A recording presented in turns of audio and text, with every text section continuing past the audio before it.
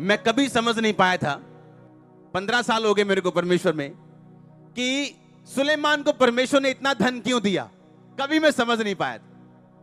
इतना मालूम था हाँ उसने बुद्धि मांगी है तो परमेश्वर ने उसको धन दिया।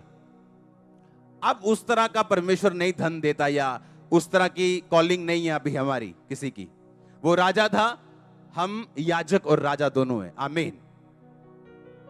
लेकिन परमेश्वर का कोई भी काम वेस्ट नहीं है, उससे कुछ सीखने को मिलता है। जब मैंने बाइबल को पढ़ा कुछ दिन पहले, और जब भी मैं बाइबल पढ़ता हूं, मैं कभी ऐसे नहीं पढ़ता हूं कि हाँ कुछ प्रीच करना है चलो बाइबल पढ़ते हैं। मैं इतिहास की पुस्तक पढ़ रहा था जहां पे नाम लिखे, उसका नाम ये है द्वारपाल।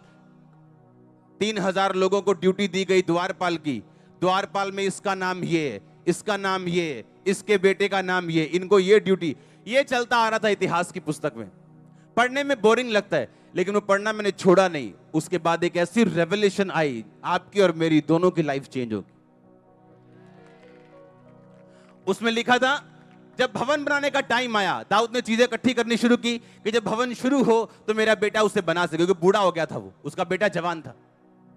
और परमेश्वर ने कहा तेरा बेटा बनाएगा। और बाइबल कहती दाऊद ने कहा मैं अपना निज धन, अपनी पर्सनल प्रॉपर्टी भी मैं भवन के लिए देता हूं। और उसने 110 टन सोना दिया, 240 टन उसने चांदी दी, और आज की उसकी वैल्यू 41,500 करोड़ बनती है।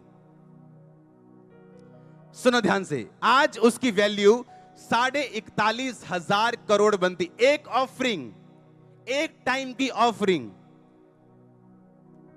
सुनो, आप सुनो ध्यान से। जब मैंने उसको पढ़ा, पूरी क्रिश्चियनिटी में इतनी बड़ी ऑफरिंग कभी नहीं दी गई थी। इसी कारण परमेश्वर ने कहा था तेरा बेटा, उसको मैं इतना दूंगा, ना तो कभी किसी के पास था और ना कभी। उसका रीजन ये निकला।